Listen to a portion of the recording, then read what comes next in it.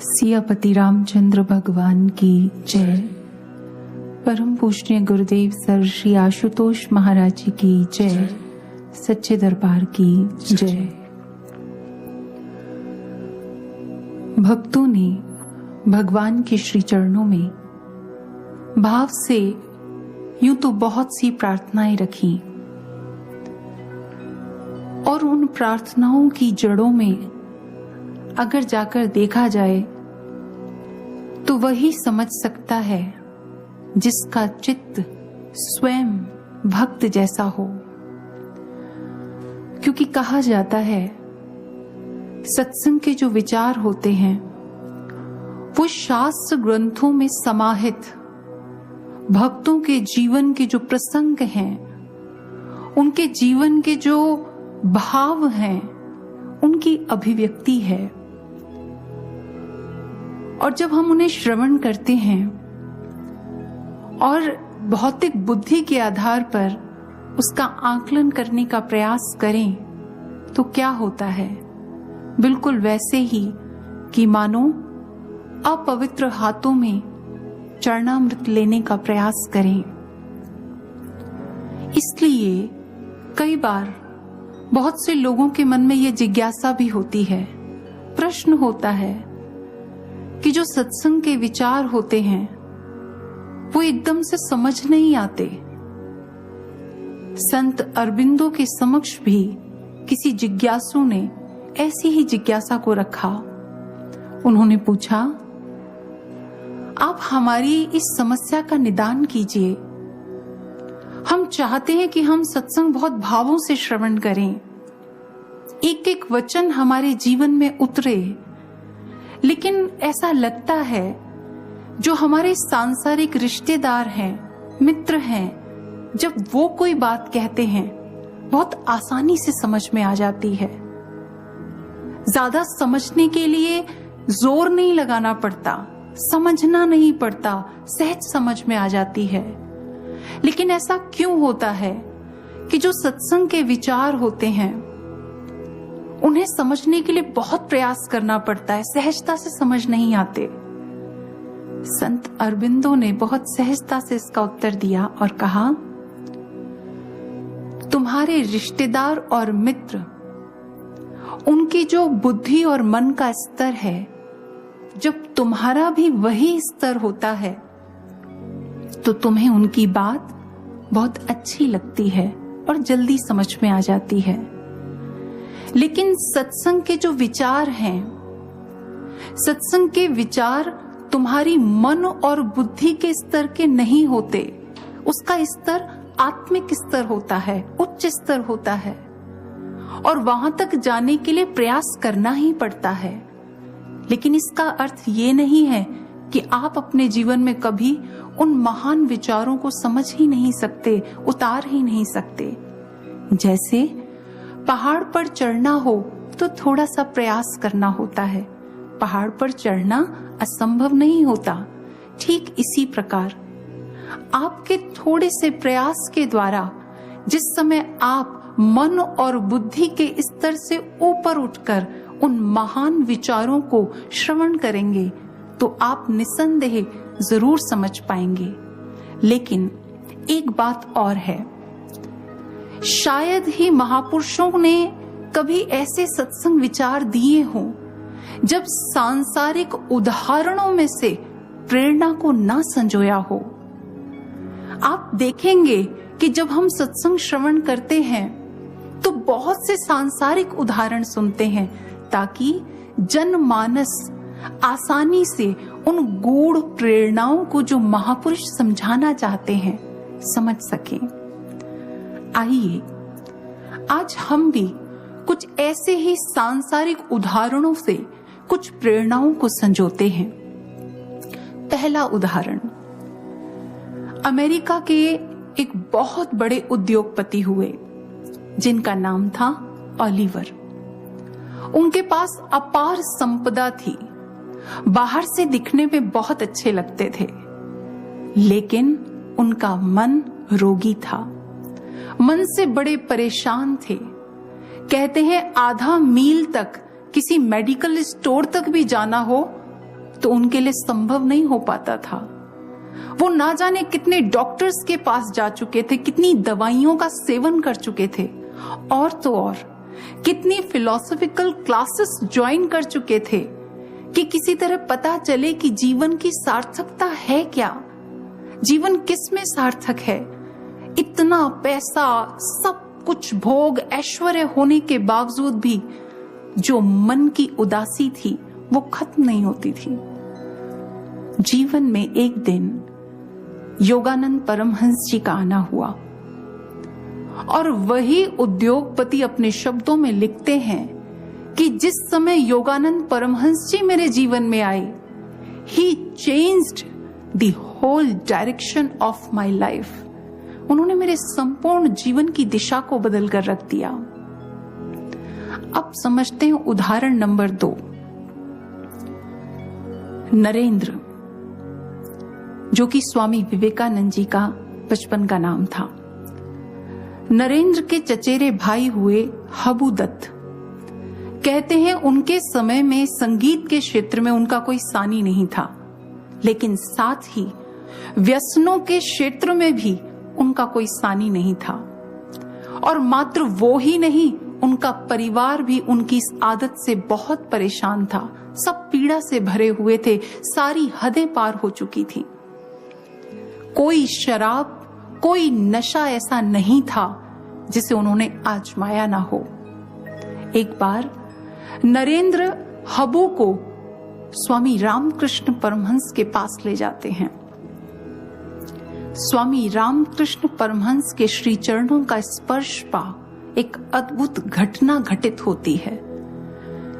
हबू घंटों के गहरे ध्यान में उतर जाता है और नरेंद्र को लगता है ये जीवित भी है या नहीं। घंटों के गहन ध्यान में वो उसे बहुत उठाने का प्रयास करता है, लेकिन हबू नहीं उठता। और एक लंबे समय के बाद जब हबू की जागृति की अवस्था वापस आती है, तो केवल प्रलोभन देने के लिए नरेंद्र कहते हैं, हबू मैंने तेरे लिए गांजा तैयार किया हुआ है। वो जैसे ये शब्द सुनता है तो हबू कहता है, नरेंद्र तुम किस गांजे की बात कर रहे हो और तुम ऐसे क्यों बोल रहे हो? जानते हो आज मैंने किस नशे को किया है? इस नशे के आगे दुनिया के सारे नशे फीके हैं। अब मुझे किसी नशे की आवश्यकता नहीं। उदाहरण नंबर 3, महात्मा बुद्ध के समय की बात है। सावती नगर में सोना नाम की महिला रहती थी, जिनकी 10 संतानें थीं। भरा पूरा परिवार, उनकी पढ़ाई लिखाई, पालन पोषण, इन्हीं चिंतन में, इन्हीं चिंताओं में उनका अधिकतम समय व्यतीत होता था। बच्चे बड़े हुए, विवाह इत्यादि संपन्न हुए, परिवार और बड़ा हो चुका था, पोते पोतियां हो चुके थे। उनके पति को काफी समय बाद जाके एहसास हुआ कि मैं अपने सारे कर्तव्यों को पूरा कर चुका हूं, मुझे अब संन्यास ले लेना चाहिए, मुझे भगवत भक्ति की ओर अग्रसर होना चाहिए। और वो महात्मा बुद्ध के संग में शामिल हो जाते हैं। लेकिन सोना, जो वो महिला थी, वो अभी भी परिवार की आसक्ति को नहीं छोड़ पाती। उन्हें अपने पोते पोतियों से बहुत लगाव होता है। एक लंबी उम्र को अपने ही बच्चों के बीच में पार करने के बावजूद भी, अपने समस्त कर्तव्यों को पूर्ण करने के बाद भी अभी भगवत भक्ति की ओर उनका रुझान ना था। और उन्हें वही सब अच्छा लगता था। उन्हें लगता था इससे बढ़कर प्रेम कहीं और कहां मिल सकता है, यही जीवन का सब कुछ है। लेकिन समय जैसे जैसे आगे बढ़ा, 10 संतानों के बीच में संपत्ति का बंटवारा हुआ और जो वो मां थी, बुजुर्ग होने चली थी। उन 10 बच्चों के बीच में अब मां बोझ बन चुकी थी। सब एक दूसरे पर उनकी जिम्मेवारी डालने लगे थे। हद तो तब हो गई, इतना क्लेश बढ़ा कि मारपीट तक की नौबत आ गई। सज्जनों, जब इस स्थिति को उस महिला ने महसूस किया तो वो टूट गई। उसका जीवन विषाद पूर्णता में, आप कह सकते हैं विषाद उसके जीवन पर इतना हावी हो गया मानो वो विषाद की खाई में डूब रही हो। उसे जब कुछ नहीं दिखाई दिया तो वो महात्मा बुद्ध की शरणागत हुई। जहां वो अपने भाग्य को कोसा करती थी, जहां उसे लगता था कि मेरे जीवन में कुछ भी नहीं है, मैंने अपना जीवन बर्बाद कर दिया, मैंने अपने जीवन में पाया क्या। लेकिन अब जैसे जैसे वो सत्संग को श्रवण करती, उसका विवेक जागृत हुआ और उसे एहसास हुआ जिन रिश्ते नातों में हम प्रेम खोजने का प्रयास करते हैं वहां स्वार्थ होता है, ये मोह है, ये आसक्ति है। अगर निष्काम प्रेम इन परिवार के संबंधों का आधार हो तो शायद स्वर्ग से बढ़कर वो परिवार हो, लेकिन संसार में मोह, आसक्ति, स्वार्थ यही रिश्तों का आधार हुआ करता है। और जिस समय उसे ये एहसास हुआ, कहने को उम्र बहुत कम बची थी, लेकिन रात रात भर साधना में मग्न रहती और नित्य निरंतर आगे बढ़ते हुए इतनी उच्च आध्यात्मिक उन्नति को प्राप्त किया जो वो कभी सोच भी नहीं सकती थी। साधकों, ये 3 उदाहरण हमने श्रवण किए। पहला, एक व्यक्ति जिसके पास बहुत सी दौलत थी, बहुत पैसा था, लेकिन जीवन में सुकून नहीं था, मन की उदासी को कोई दूर ना कर सका। जीवन में महापुरुष का आगमन हुआ तो सब कुछ ठीक हो गया। हमने एक ऐसा उदाहरण भी श्रवण किया कि यश और प्रतिष्ठा से ओतप्रोत जीवन, जिसके इतने फैंस हो, प्रशंसक हो, भला उसे किसी प्रेम की क्या आवश्यकता कि वो कहीं और जाकर प्रेम लेकर आए। उस पर तो प्रेम लुटाने वाले कितने लोग थे, लेकिन अपनी ही किसी आदत का गुलाम था और अपनी उस आदत की गुलामी से जिस पीड़ा का वो अनुभव कर रहा था उसे उसका कोई प्रशंसक समझ नहीं सकता था। जो उसके ठाकुर ने समझा, स्वामी रामकृष्ण परमहंस ने समझा, ऐसा नशा कराया कि सारे नशे छूट गए। तीसरी प्रेरणा को जो हमने श्रवण किया, जो आज संसार में लोग कहते हैं संसार, कुटुंब, परिवार यही सब कुछ है, अपने ही तो बस अपने होते हैं, बाकी क्या है, कुछ भी नहीं। सज्जनों, यूं तो माँ और बच्चे का जो प्रेम होता है उच्च कोटि का प्रेम होता है, लेकिन फिर भी कहा जाता है माँ जितना प्रेम अपने बच्चे से करती है किसी और के बच्चे से नहीं कर सकती। और ये जो संबंध होते हैं कहीं ना कहीं मोह, आसक्ति के कारण स्वार्थ पर जाकर टिक जाते हैं। और ये संबंध कहां से शुरू होते हैं? कहीं ना कहीं जीवन में एक्सपेक्टेशंस होती हैं, अपेक्षाएं होती हैं, ये ऐसा करेगा, ये ऐसा करेगा। और यदि जीवन में वो एक्सपेक्टेशंस पूरी नहीं होती, वो अपेक्षाएं पूरी नहीं होती, तो इन रिश्तों का अंत, जिन्हें हम कहते हैं वो मेरे बड़े प्यारे रिश्ते हैं, वो मुझे बहुत अच्छे से समझते हैं, इन्हीं रिश्तों का अंत होता है फ्रस्ट्रेशन पर जाकर, झुंझलाहट, चिड़चिड़ाहट। जो चीज कभी इतनी प्रिय लगती थी आज उसकी ओर देखने का भी मन नहीं करता। इस महिला ने अपने 10 बच्चों की परवरिश की, लेकिन जब अपने जीवन से थक गई, जब बुजुर्ग हो गई तो देखा 10 बच्चों से एक माँ का पालन पोषण नहीं हुआ और एहसास हुआ कि मैं जो प्रेम ढूंढ रही थी परिवार में, वो परिवार में नहीं था, वो तो मेरे भीतर ही था। लेकिन ये एहसास कब हुआ? जब जीवन में महात्मा बुद्ध आए। श्री रामचरितमानस में स्पष्ट वर्णन किया गया है, क्योंकि आज के समय में जब महापुरुष शब्द नाम लिया जाता है तो लोगों के हृदय में कंपन सी होने लगती है। लोगों के हृदय में ये भाव आता है, ये कैसी बात कर रहे हैं कि महापुरुष के आने से परिवर्तन हो जाता है, ऐसा कैसे हो सकता है?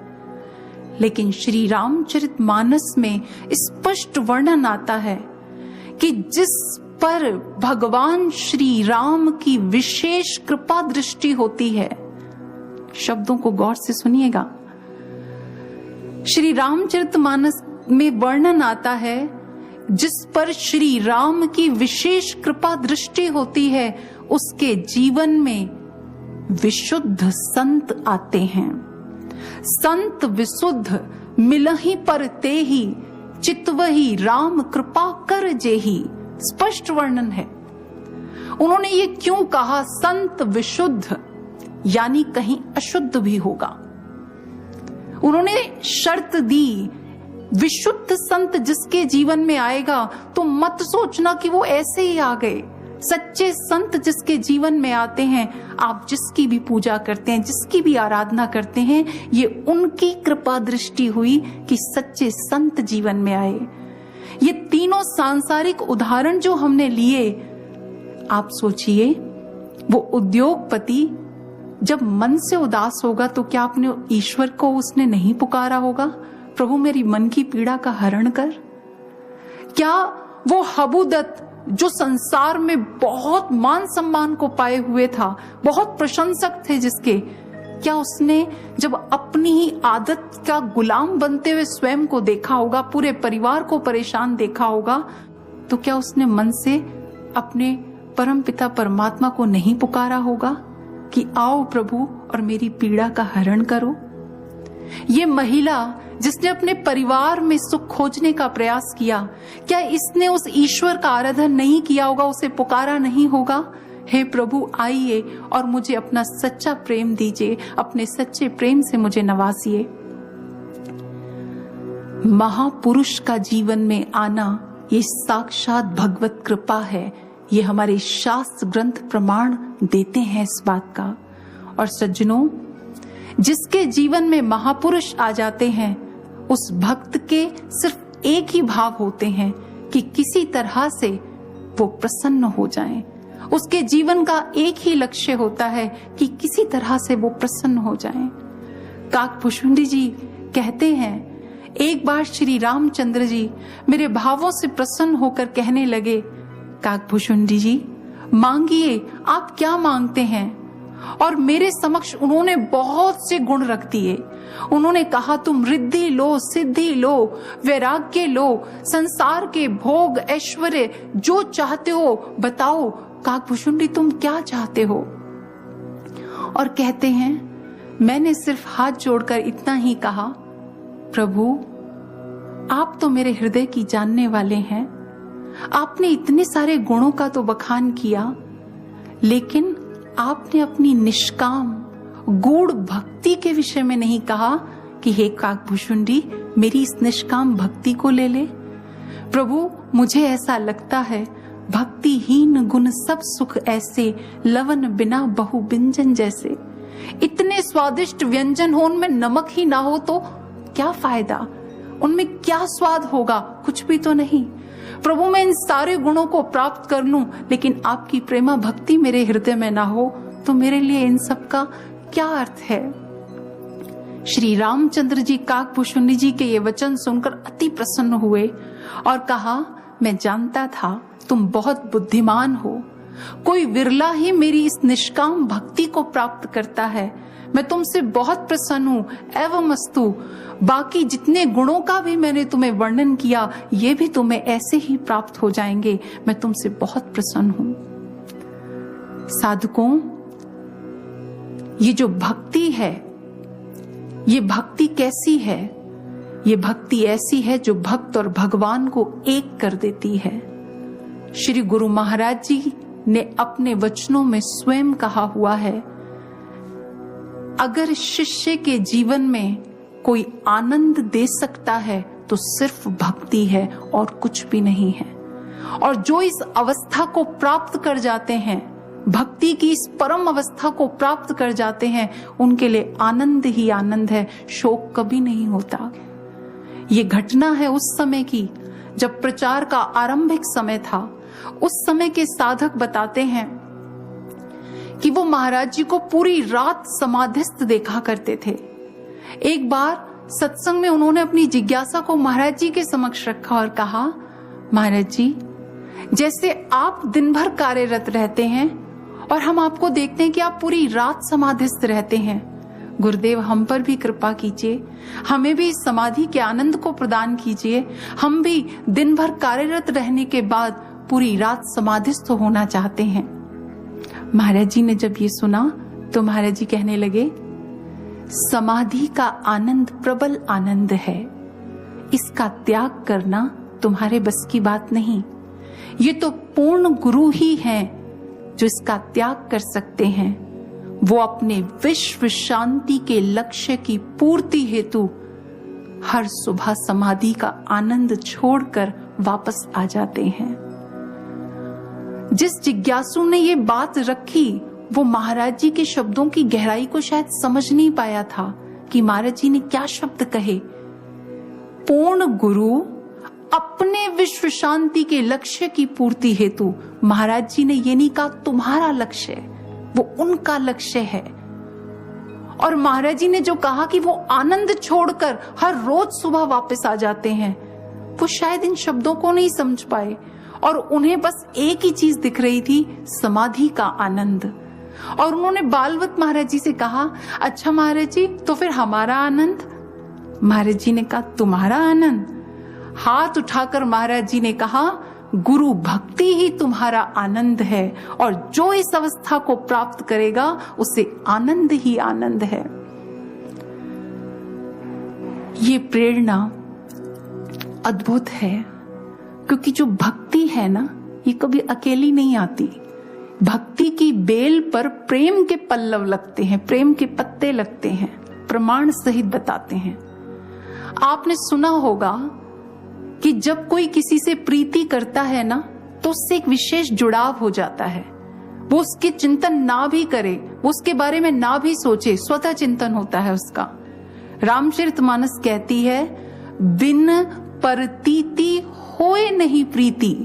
जब तक विश्वास नहीं होता तो प्रीति नहीं होती। जिसे विश्वास हो जाता है उसे प्रीति भी हो जाती है। प्रीति बिना नहीं भक्ति दृढ़ाई।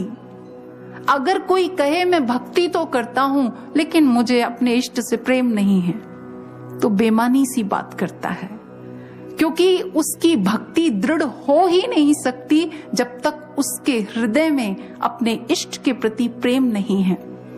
क्योंकि भगवान अपनी इस भक्ति को देने में कंजूसी बरतते हैं। क्यों बरतते हैं? क्योंकि जिसको वो ये प्रेमा भक्ति दे देते हैं उसका दास बनना पड़ता है प्रभु को। वो प्रभु जिनकी माया सबको बांधती है, वो प्रभु जिनकी माया सबको नाच नचाती है, हम सभी जानते हैं। यशोदा माँ के आगे प्रभु कांपने लगते हैं। माँ कहती रुक ठहर जरा, तुझे मैं अभी बांधती हूँ, और वो आके कांपने लग जाते हैं, बंधने के लिए तैयार हो जाते हैं। गोपियां छोटे छोटे काम कराती हैं और कहती हैं कान्हा तुझे माखन देंगे, लेकिन जरा नाच कर तो दिखा, अच्छा जरा ये पाट यहां से उठाकर तो लेकर आ। छचिया भर छाछ पे गोपियां नाच नचाती हैं। ये ऐसी प्रेमा भक्ति है जो भगवान को भक्त का दास बना देती है। तो आप ही सोचिए कौन ऐसा होगा जो रूखी सूखी भक्ति करना चाहेगा। श्री गुरु महाराज जी कहते हैं, क्या तुमने कभी कोई ऐसा पहलवान देखा है जो अखाड़े में तो उतर जाए पर उसका खुद का शारीरिक बल ना हो, वो किसी और के बल के आधार पर अखाड़े में कूद जाए? क्या होगा? हार जाएगा, चोट लगेगी। क्या तुमने किसी ईमानदार परीक्षार्थी को देखा है जो परीक्षा देने तो जाए लेकिन पढ़कर ना जाए, ज्ञान अर्जन कर ना जाए, किसी और के बल पर चला जाए? ईमानदार परीक्षार्थी की बात कर रहे हैं। किसी और के बल पर वो परीक्षा को पास नहीं कर सकता। संसार के ऐसे बहुत से उदाहरण हैं। ठीक इसी प्रकार साधकों बड़ी मार्के की बात है। जिस भक्त का जितना ज्यादा भीतर से अपने गुरु के साथ जुड़ाव होता है, जितना उसका दृढ़ संबंध होता है, पावन पवित्र वो प्रीति होती है अपने सद्गुरु के साथ, उसके जीवन में फिर चाहे बाहर कुछ भी हो उसे कोई फर्क नहीं पड़ता। लाटू अद्भुतानंद बन गए। लक्ष्मण मल्ला जो साधारण सा भक्त सिर्फ अपनी गुरु की प्रसन्नता के लिए जीता था, वो महान अवस्था को प्राप्त कर गया। गिरी जो सदा बस गुरु के आगे पीछे मेरे गुरु बस किसी तरह प्रसन्न रहें, मैं क्या कर दूं, क्या सेवा करूं, उसे कोई फर्क नहीं पड़ता साथ के शिष्यों ने कितना अध्ययन कर लिया है, किसकी पदोन्नति हो गई है, कौन रिद्धि सिद्धियों को प्राप्त कर गया है, कोई मतलब नहीं और ना उसे चाहिए। सच्चे भक्तों के तो स्वप्न में भी कोई देवदूत आ जाए और कहे कुछ चाहिए, कुछ लेना चाहते हो, कोई सिद्धि चाहिए, तो भी वो सहजता से कह देते हैं जो देना होगा हमारे गुरुदेव दे देंगे, हमें किसी और से कुछ नहीं चाहिए। कैसी परम अवस्था! ये भक्ति जब प्रेम में डूब जाती है तो ऐसी अवस्था प्राप्त होती है। लेकिन आप क्या उसे भक्ति कहेंगे जिसके भीतर प्रेम का पल्लव ना फूटे? आप क्या उसे गुरु का सच्चा शिष्य कहेंगे जो ये तो कहे मुझे श्री आशुतोष महाराज जी मिले हैं, मुझे पूर्ण गुरु मिले हैं, लेकिन फिर भी उसके जग के बंधन ना छूटे, तो आप कह सकते हैं ये गुरु से प्रेम करता है? एक तरफ प्रेम करता हो और एक तरफ वो संसार में भी आसक्त हो, ये विपरीत बातें हैं। और आज इतिहास की एक ऐसी ही घटना को हम श्रवण करेंगे जो हमें इन सभी तथ्यों पर बहुत स्पष्टतः ये दर्शन कराएगी कि साधक के भीतर यदि भीतर प्रेमा भक्ति ना हो, वो भीतरी जुड़ाव ना हो, वो कहने को तो दरबार में चलता फिरता दिखता है, लेकिन उसका क्या हश्र होता है। महात्मा बुद्ध के शिष्य वज्जीपुत्र अपने जीवन के लगभग 20 बसंतों को अपने भिक्षा पात्र में डाल चुके थे। सिकंदर की तलवार में भी क्या धार होगी जो उनके क्रांतिकारी विचार हुआ करते थे। उन्होंने एक अच्छा खासा समय गुरु दरबार में बिताया, लेकिन गुरु ने तो प्रेम किया, वो शायद प्रेम नहीं कर पाए, भीतर से वो जुड़ाव नहीं हो पाया। इसीलिए संसार के आकर्षण ने उन्हें प्रभावित कर दिया और वो आकर्षण इतना ज्यादा उन पर हावी हुआ कि रात रात भर सो नहीं पाते थे। बस वही चीज उनके ऊपर हावी होती थी। और कई बार तो जब आरंभिक समय था तो मन से कई बार भावना उठती थी और प्रार्थना उठती थी, गुरुदेव मुझे बचा लो। गुरुदेव ऐसा लगता है जैसे गिद्धों और चीलों के बीच में कोई छोटी चिड़िया फंस जाती है और उसकी ची ची की आवाज कोई नहीं सुन पाता। गुरुदेव ऐसा लगता है द्रौपदी के समक्ष तो केवल एक दुशासन था, पर मानो मुझ पर तो सारे कौरव ही टूट पड़े हों। मेरी रक्षा करो गुरुदेव, मेरी रक्षा करो। तो कई बार ऐसा भी होता कि मन कहता क्या है ये अध्यात्म का मार्ग, कितना नीरस, यहाँ कितना अकेलापन है, कौन है हमारे साथ, कोई भी तो नहीं, किसको जाकर अपने मन की बात कहें। और अब मैं थक चुका हूं, अब मैं नहीं चल पाऊंगा इस पथ पर, मैं नहीं चल पाऊंगा और मुझे यहां से चले ही जाना चाहिए। तो वही आत्मा कह उठती, रुक जा वज्जीपुत्र, रुक जा। विषय विकारों का जो आकर्षण होता है ना, ये सदा रहने वाला नहीं है, ये कोई कलंकित समय है, इसे निकल जाने दे। तू इस समय साधना प्रार्थना का संबल ले। लेकिन अगले ही पल उसके मन में विचार आता, नहीं नहीं, ऐसा कैसे हो सकता है, ऐसा नहीं हो सकता। उसके मन में फिर विचार आता, कितना कठिन पथ है, कितनी कठिनाइयां हैं, जरा सा आगे बढ़ने का प्रयास करो फिर तूफान आ जाते हैं। मानो हर पल कोई चुनौती देता हो कि आगे बढ़कर तो दिखाओ। ये कैसा है, संसार में तो ऐसा नहीं होता। सत्य के पथ पर जो चलता है उसी को इतनी चुनौतियों का सामना क्यों करना पड़ता है। संसार में तो ऐसा नहीं होता, संसार में देखो सब कितने आराम से रहते हैं। वहीं उसकी आत्मा कहती, भटकाव तो सबके जीवन में आता है, तू अटक गया है, निकल बाहर। लेकिन वो निकलना ही नहीं चाहता था। कारण क्या था? क्योंकि जड़ें खोखली थीं। बाहर की आंधी ने पेड़ को हिला दिया था, और हिलाने के बाद क्या होता है? गुरु ने तो अंतर गगन में उड़ना सिखाया था। गुरु ने तो ये सिखाया था कि जब विषय विकार हो, जिस समय कुविचार हावी हो, तो वहां से मन को मोड़ दो। गुरु ने तो ये सिखाया था अंतर में जुड़ना है, लेकिन जो मुड़े ना, जुड़े ना, तो उसकी क्या सदगति होगी। सज्जनों, बहुत से ऐसे साधक हैं जिनके मन में ऐसे प्रश्न उठते होंगे कि क्यों संकल्प को विकल्प मिल जाता है, क्यों जब इस पथ पर चलते हैं तो क्यों इतनी चुनौतियां आती हैं, क्यों हम आसानी से इस मंजिल को प्राप्त नहीं कर सकते, हम प्रेमी भक्त आसानी से क्यों नहीं बन सकते। जिन लोगों को लगता है कि सत्य के पथ पर ही ज्यादा चुनौतियां आती हैं, जो भगवान से प्रेम करने के लिए निकलते हैं, उन्हीं की ज्यादा परीक्षा होती है। आइए इसी संसार का एक उदाहरण लेते हैं। 1989 में आयरिश परिवार में एक बच्चे का जन्म हुआ। बच्चा जैसे ही थोड़े से होश में आया, बड़ा हुआ, तो पता नहीं उसके मन में कैसे एक भाव आया कि मैं जिम्नास्ट बनना चाहता हूं। जब ओलंपिक्स होगा तो मैं जिम्नास्टिक के तहत बहुत से करतब दिखाऊंगा, एक कीर्तिमान स्थापित करूंगा। और वो अपने इस जुनून से, अपने इस लक्ष्य से इतना प्रेम करने लग जाता है, उसे किसी की बात अच्छी नहीं लगती, बस वो उसी के इर्द गिर्द घूमता रहता है कि जिम्नास्ट कैसे बनते हैं, कैसे बना जाता है। लेकिन जैसे ही वो 10 साल का हुआ, उसके लेफ्ट पैर में ट्यूमर हो गया। डॉक्टर्स ने कहा सर्जरी करनी पड़ेगी। सर्जरी भी हुई। डॉक्टर्स की गलती के कारण कोई नस दब गई, जिससे उस बच्चे को व्हील चेयर पे आना पड़ा। अब डॉक्टर्स ने कहा बहुत मुश्किल होगा तुम्हारा पैरों पर खड़े होना, लेकिन उसे किसी की बात का कोई फर्क ही नहीं पड़ता था। 15 महीनों के अंदर अंदर वो बच्चा अपने पैरों पर खड़ा हो गया। वो बच्चा जब व्हील चेयर पर चलता था, क्योंकि छोटा था, तो साथ के बच्चे अक्सर ऐसे अपशब्दों का प्रयोग करते थे जो शायद किसी को सुनना अच्छा ना लगे, लेकिन वो बाकी सब बातों के प्रति बिल्कुल बहरा हो चुका था।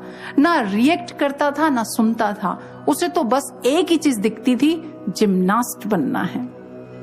अभी 8 महीने ही हुए थे कि जब वो ठीक हो गया था कि अब प्रैक्टिस करनी स्टार्ट कर दी थी। 8 महीने ही हुए थे कि प्रैक्टिस करने के दौरान फिर उसका एक्सीडेंट हो गया, चोट लग गई प्रैक्टिस करते वक्त। और अब तो स्थिति इतनी दयनीय थी कि जरा हरकत में आता तो बेहोश हो जाता। अब की बार डॉक्टर्स ने स्पष्ट कह दिया, जिम्नास्ट बनना तो बहुत दूर की बात है, तुम कभी अपने पैरों पर भी नहीं खड़े हो पाओगे। और आप जानते हैं, उसे अपने लक्ष्य से प्रेम था, जुनून था उसके भीतर। उसने पुनः वही अपने भीतर उस भावना को जागृत रखा। मानो उसे कोई फर्क ही नहीं पड़ता था कि बार बार कोई महल बनाता हो और बार बार आकर उसका कोई महल तोड़ जाता हो, और वो पुनः पूरे इरादों से, पूरी शिद्दत के साथ अपने महल को खड़ा करने में लग जाता हो।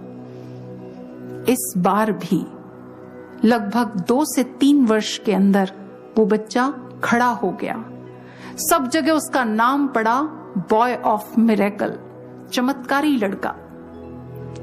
लेकिन कहते हैं ना, जिसे जितना ज्यादा अपने लक्ष्य से प्रेम होता है, उसकी परीक्षा भी उतनी ही होती है।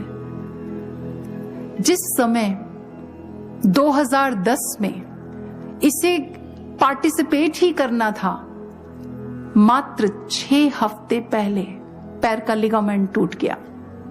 क्या कहेंगे आप? अभी और कितनी बाधाएं आएंगी?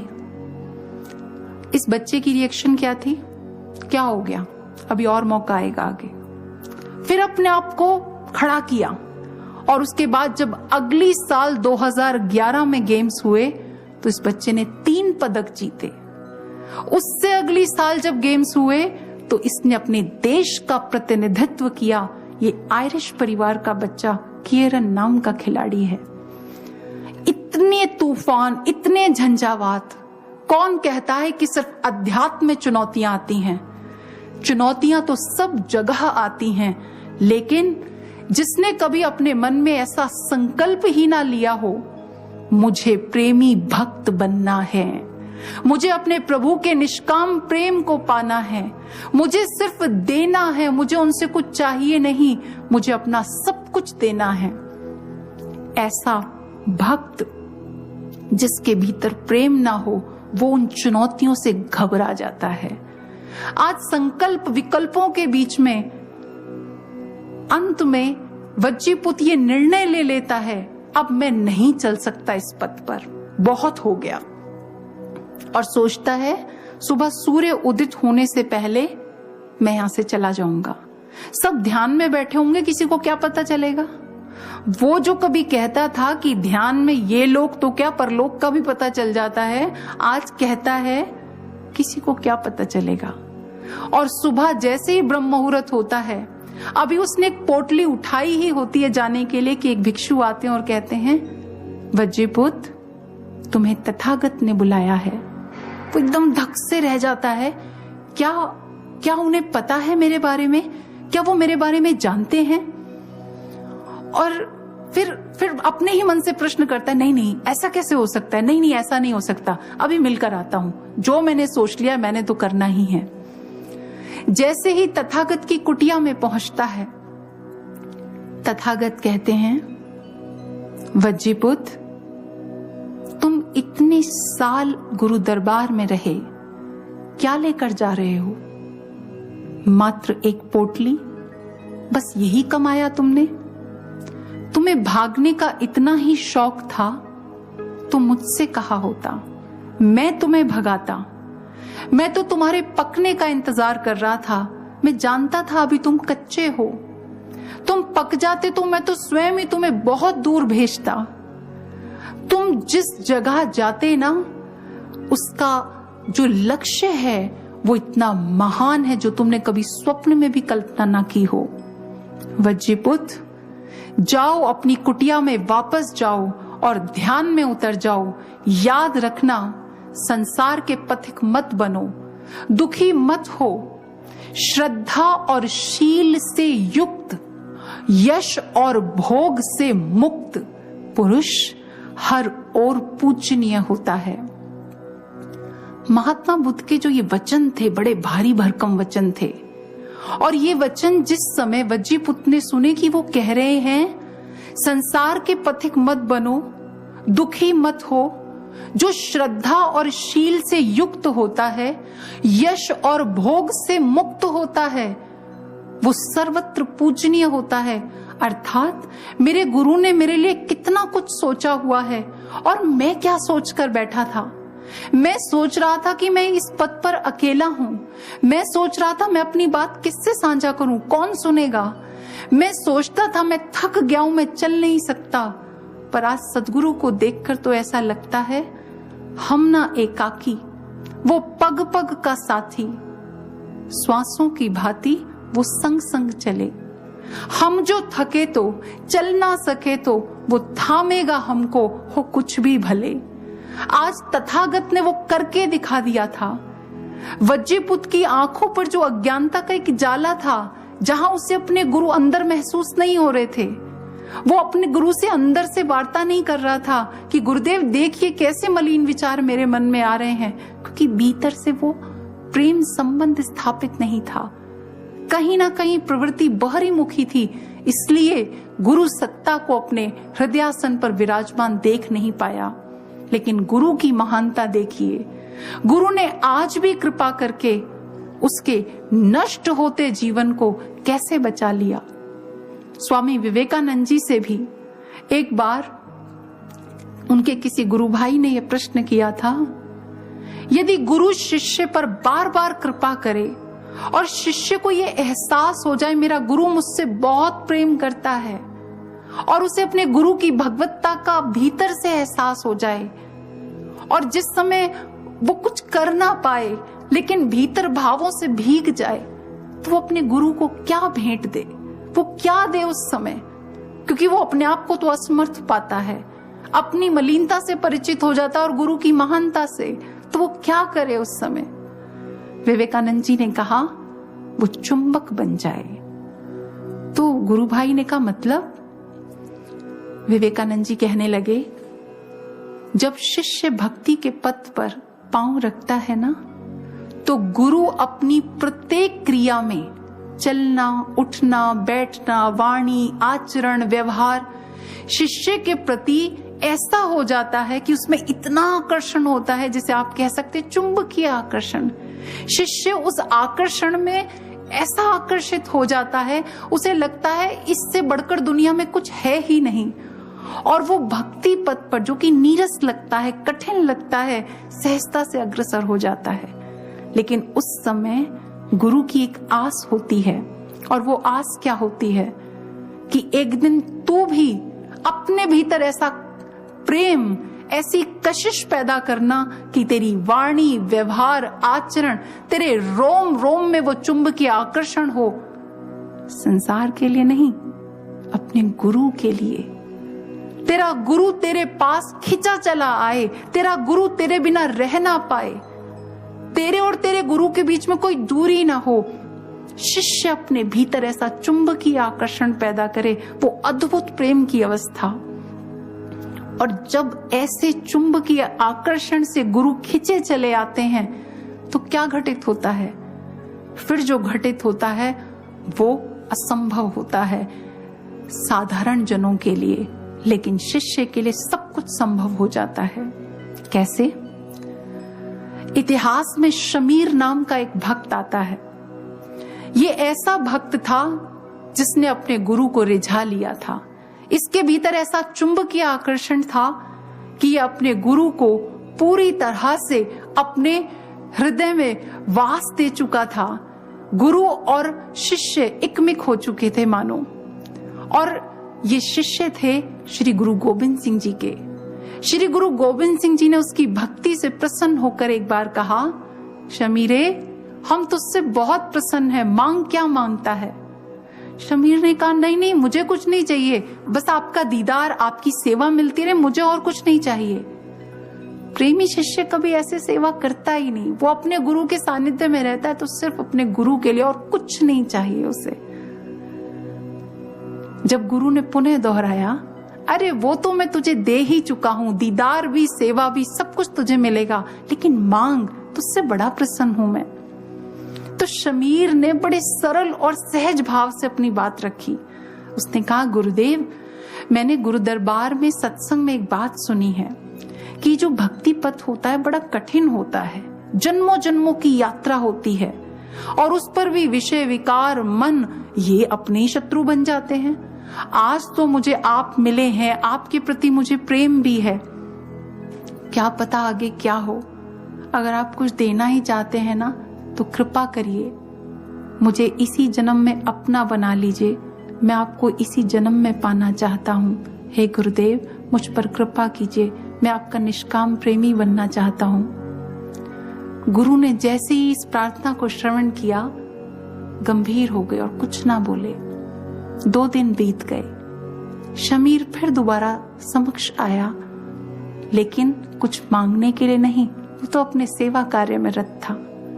पुनः गुरु उसी अवस्था में वापस आए हों मानो, और प्रसन्नता की मुद्रा में कहा, शमीर, हमने तुझे कहा था ना, तू कुछ मांग, तू मांग ना, हम तुझसे बहुत प्रसन्न हैं। शमीर ने पुनः कहा, गुरुदेव, मुझे तो जो कहना था मैंने 2 दिन पहले ही कह दिया, अब आगे आपकी इच्छा, मुझे तो बस आपको पाना है और कुछ नहीं पाना।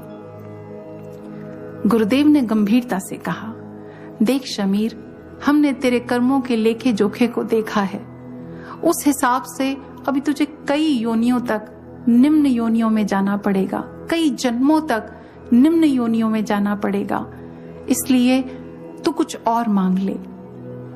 शमीर कहने लगा, सकल जग में पतित पावन तुम्हारा नाम जाहिर है, अगर मुझ एक पापी को प्रभु तारो तो क्या होगा।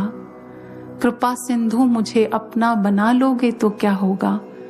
किस नाचीज के दिल में फकत इतनी तमन्ना है कि चरणों से प्रभु अपने लगा लोगे तो क्या होगा। कृपा सिंधु मुझे अपना बना लोगे तो क्या होगा। आप मेरे कामिल मुर्शिद हैं, मेरे रब हैं, मेरे सब हैं। मुझे पता है आपके लिए कुछ भी असंभव नहीं। प्रभु, आगे आपकी इच्छा, मेरे गुरु तो सर्व सामर्थ्यवान हैं, ये लेखे जोखे की क्या औकात। शिष्य के ऐसे पगे हुए भावों को देखकर गुरु इतने प्रसन्न होते हैं और कहते हैं, जा शमीरे, तुझे वरदान दिया, तू इसी जन्म में हमें प्राप्त करेगा, तेरी 84 इसी जन्म में कटेगी। शमीर प्रणाम करता है और बस अपने कक्ष में वापस चला जाता है। रात को उसे एक स्वप्न आता है। स्वप्न में वो क्या देखता है? वो एक श्वान की योनि में गया, उसके बाद मृत्यु को प्राप्त हुआ, सूकर की योनि में गया, फिर मृत्यु को प्राप्त हुआ और ना जाने कितने जीव जंतुओं की योनि को उसने भोगा। और अंत में जब मनुष्य तन को प्राप्त किया तो उसका बहुत बड़ा परिवार उस राज्य में अकाल पड़ गया, भूखमरी, जगह जगह भटक रहा है, भूख प्यास से व्याकुल। और किसी जंगल में जब अपने परिवार के साथ पहुंचा तो वहां एक पीलू का वृक्ष दिखाई दिया, वहां एक पीलू का वृक्ष नजर आया। और जब वहां उसने फल देखे तो वो उस पेड़ पर चढ़ गया। पेड़ पर चढ़कर फल तोड़ तोड़ कर अपने परिवार को देने लगा और खुद भी खाने लगा। अचानक उसका पांव एक कमजोर डाली पर पड़ गया और जिसके कारण वो नीचे गिर गया। उधर वो डाली से नीचे गिरा और उधर उसका स्वप्न टूट गया। जिस समय स्वप्न टूटा इतना घबराया हुआ था, ऐसा लगा उसके साथ सब कुछ साक्षात घटित हुआ हो। जब वो कुल्ला करने के लिए गया तो देखा उसके दांत में पीलू के फल का जो बीज था वो अटका हुआ था। उसके मन में दो प्रश्न उठे। अगर ये स्वप्न हकीकत था तो मैं जंगल में कैसे पहुंचा, और यदि ये स्वप्न झूठ था तो मेरे दांत में इस फल का बीज कैसे आया। चूंकि वो एक प्रेमी भक्त था, अपने गुरु से खुद छिपाना नहीं जानता था, वो बिल्कुल सहज और सरल था, अपने गुरु के समक्ष पहुंच गया। मन में बड़ा द्वंद्व चल रहा था, ये सब क्या है। और जैसे गुरु चरणों में प्रणाम किया, गुरु ने अंतर्यामी मुस्कान बिखेरते हुए कहा, क्या सोच रहे हो? शमीर ने कहा, गुरुदेव, वो रात का स्वप्न।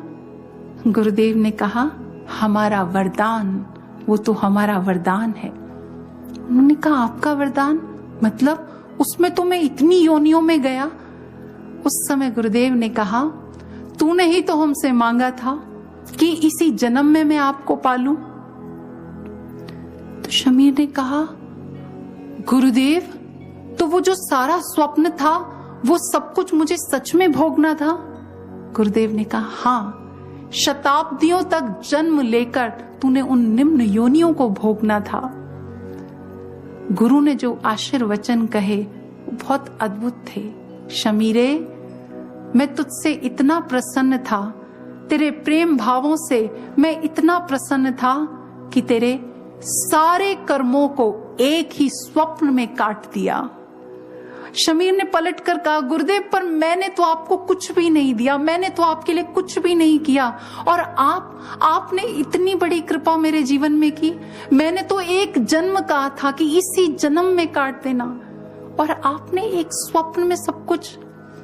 गुरुदेव अपने सिंहासन से उठे और कहा, शमीरे, तूने अपना सब कुछ हमें दे दिया और हमने तुझे अपना सब कुछ दे दिया। साधकों, भक्त और भगवान की प्रीति, गुरु शिष्य की यह अद्भुत प्रीति कैसी रही होगी, कैसे भाव रहे होंगे। जो भगवान के प्रेम में डूब जाता है, अपने सतगुरु के प्रेम में डूब जाता है, वो तो सहजता से ऐसे ही कहता है, मेरा मन कहीं भी सुख नहीं पाता। जैसे एक जहाज का पंछी सारे समुद्र में उड़ जाए, चारों ओर खूब अपने पंखों को फैलाए, लेकिन थकान के सिवा कुछ नहीं मिलता। सुकून, शांति, आनंद सब कुछ उसी जहाज पर मिलता है। ये एक प्रेमी भक्त के हृदय की अवस्था है। प्रेमी भक्त ऐसा हो जाता है जिसे सब कुछ उसका गुरु दे दे, फिर भी सुखों के बीच में रहकर भी वो अपने गुरु की याद खोज लेता है। वो अपने प्रेम में इतना लीन हो जाता है, सब कुछ पाकर भी वो बस एक ही चीज को ढूंढता है। वो जानता है गुरु मेरे भीतर है, फिर भी व्याकुलता से उसे बाहर भी ढूंढता है, क्योंकि वो उसके साकार स्वरूप से भी उतना ही प्रेम करता है। बहुत सुंदर आता है विवेकानंद जी और उनके गुरु भाई शरद के जीवन से ये प्रसंग। विवेकानंद जी अमेरिका में थे और वो किसी परिवार में भोजन पर गए और वहीं पर रात्रि विश्राम भी था। जिस समय वो कक्ष में गए सोने के लिए तो उन्होंने मुलायम नरम बड़े अच्छे गद्दों को देखा, लेकिन आज वो गद्दे देखकर उन्हें नींद नहीं आ रही थी। उन्हें पुराना संस्मरण याद आया। उन्हें याद आया जब मैं निरा बालक सा हुआ करता था और ठाकुर के पास दक्षिणेश्वर जाया करता था, तो वो अक्सर राखाल को कहा करते थे, देखो कंघी करके कैसे बाल बना कर आया है, कैसा बाबू बनकर आया है। और अक्सर अपनी उंगलियों से मेरे बाल बिगाड़ दिया करते थे और मैं चिड़चिड़ा जाता था और मैं कहता था, अच्छा आपको मेरे बने हुए बाल तो दिखाई देते हैं पर ये फटे चीथड़े, ये गद्दा नहीं दिखाई देता, मैं इस पर कैसे सोता हूं। और उस समय उनकी कमर में बहुत दर्द रहा करता था। उसे लगा कि वो सहजता से अपनी बात कह रहा है और ठाकुर उसकी इस बात को सुनकर गंभीर हो गए और उन्होंने कहा, नरेंद्र, एक बार तू इस ब्रह्म ज्ञान का डंका सारे संसार में बजा तो सही, फिर देख तुझे कैसे नर्म बिछौने देता हूं, कैसे मुलायम रुई के गद्दे दूंगा जिस पर लेटते ही तेरी सारी थकान रफू चक्कर हो जाएगी। और आज नरेंद्र के हृदय की स्थिति ऐसी थी, वो गद्दे तो उसके सामने थे पर ठाकुर नहीं दिखाई दे रहे थे और वो हृदय से भाव विभोर हो गया। नहीं चाहिए मुझे कोई गद्दे, नहीं चाहिए मुझे ऐसा विश्राम का कोई स्थल, मुझे मेरे ठाकुर चाहिए, मुझे मेरे ठाकुर की गोद चाहिए, मुझे वो ममतामय स्पर्श चाहिए जो मेरे बालों को बिगाड़ दिया करता था, मुझे उनकी गोद चाहिए। नरेंद्र ये कहते हुए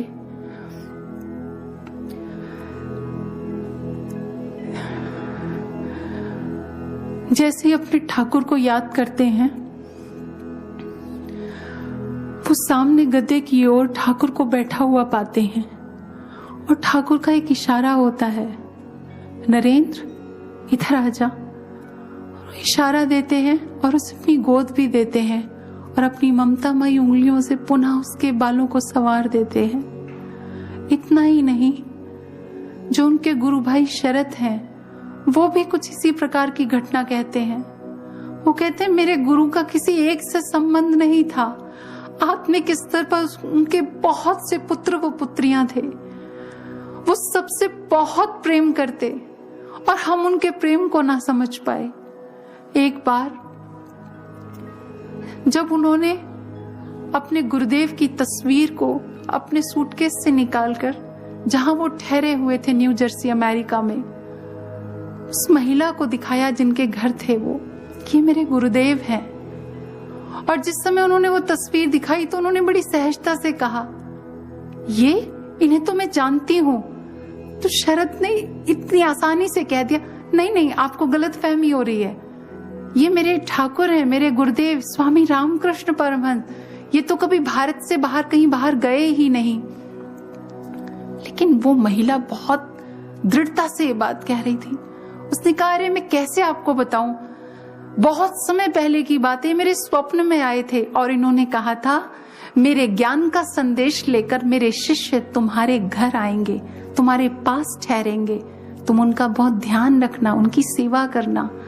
और तब से अमेरिका में जब भी कोई भारत से आता मैं उसे देखने जरूर जाती और इनको ढूंढती, पर आज तक मुझे ये नहीं मिले। आज मैं इन्हें देख पाई, आज मैं समझ पाई। बस इतना सुनना था और शरद की स्थिति क्या हो गई। उन्होंने कक्ष का दरवाजा बंद कर लिया, एकांत में चले गए और जोर जोर से रोने लगे। उनका रोना मात्र था कि ठाकुर सामने आ गए। ठाकुर ने कहा, ऐसे रोता क्यों है, क्यों रो रहा है? शरद के लिए गुरु का सामने आना क्या था? उसका सब कुछ था। और उस समय जो ठाकुर ने वचन कहे वो उसके लिए अद्भुत थे। शरद ठाकुर को कहता है, मैं कितना मूर्ख था, मुझे लगता था कि मैं ठाकुर को बताऊंगा कि विदेश में इतना प्रचार फैल गया है। मुझे लगता था कि ये महिला हमारे प्रभाव से प्रभावित होकर हमारी सेवा कर रही है। पर ठाकुर, आप पहले ही प्रचार कर चुके थे, आप पहले ही यहाँ पर आ चुके थे, आपने इसे आज्ञा लगाई थी मेरे बच्चों का ध्यान रखना, और ये तब हमारी सेवा कर रही हैं। मैं कितना मूर्ख था गुरुदेव, आप हमारी सारी व्यवस्था पहले ही कर चुके थे। ठाकुर ने उसे बीच में टोकते हुए कहा, कर चुका था नहीं, करता हूं। तुम जब भी थकोगे तुम्हारे विश्राम की व्यवस्था मैं करूंगा। तुम जब भी गिरोगे दौड़कर तुम्हें थाम लूंगा। ये जो व्याकुलता है ना भक्त की भगवान के प्रति, और भगवान का जो भक्त के प्रति एक अटूट संबंध है, इसे शब्दों में कोई कैसे व्यक्त करे। ऐसा लगता है जैसे शब्दों में व्यक्त करके भावना को कैसे व्यक्त करें। आप नक्शे में किसी नदी या समुद्र को देख सकते हैं पर अपना हाथ गीला नहीं कर सकते। आप उसकी गहराई की थाह नहीं ले सकते। आप सिर्फ जानकारी भर मात्र प्राप्त कर सकते हैं। इसीलिए तो कहा, विवेकानंद जी से अक्सर लोग प्रश्न करते थे, जब आप कहते हैं कि ठाकुर प्रकट हो जाते हैं, ठाकुर मार्गदर्शन करते हैं, तो आप इतने व्याकुल क्यों हो जाते हैं? आप क्यों तड़पते हैं उनके लिए? ये कैसा प्रेम है? जब प्रेमी मिल रहा हो, बात कर रहा हो, तो फिर किस बात की तड़प, कैसी तड़पन? उस समय विवेकानंद जी ने कहा, मेरे जो ठाकुर है ना, वो मन और बुद्धि के स्तर पर नहीं मिलते, उनका बहुत उच्च स्तर है। अगर तुम मुंबई में हो और मैं बेलूर में हूं और तुम्हें मुझसे मिलना हो, तो तुम्हें इसके लिए क्या करना होगा? तुम्हें इसके लिए बेलूर आना होगा। ठीक इसी तरह जिस स्तर पर मेरे ठाकुर मिला करते हैं ना, उसके लिए उस स्तर तक जाना पड़ता है। जब मैं सांसारिक कार्यों में लगा होता हूं ना, तो मेरा मन विचार सब संसार में खोए रहते हैं। सब ओर से मन हटाकर अपने मन को तृतीय नेत्र में स्थिर करके जब मैं ऊपर उठता हूं अपने मन बुद्धि के स्तर से, तब मेरे ठाकुर मिलते हैं। मेरे ठाकुर इतनी आसानी से नहीं मिलते। सज्जनों, कबीर जी ने इस अद्भुत प्रेम के लिए कहा है, ये प्रेमा भक्ति अति विशुद्ध है, अति उत्तम है, पर इसे निभाना बड़ा कठिन है। बिल्कुल वैसे जैसे मोम के घोड़े पर बैठकर कोई कहे, अब आग में चलो। अपने अस्तित्व को मिटाना पड़ता है। बीज सोने की जमीन पर नहीं पनपता। मछली को दूध नहीं चाहिए, पानी चाहिए। बीज को मिट्टी चाहिए। बिल्कुल वैसे ही भक्त और भगवान यदि एक होना चाहते हैं, तो फिर उसमें और कोई तीसरा नहीं चाहिए। दिल का हुजरा साफ कर जाना के आने के लिए, ध्यान गैरों का हटा उसके बिठाने के लिए। क्योंकि ये हृदय का हृदय से नाता है, बहुत गहराई तक जाता है। हर युग की कहानी है, वक्त इसे दोहराता है। गुरु के बनाए सांचे में जो प्रसन्नता से ढल जाएंगे, स्नेह रखो वो आएंगे, जीवन धन्य बनाएंगे। क्या है प्रेम, कौन है प्रेमी?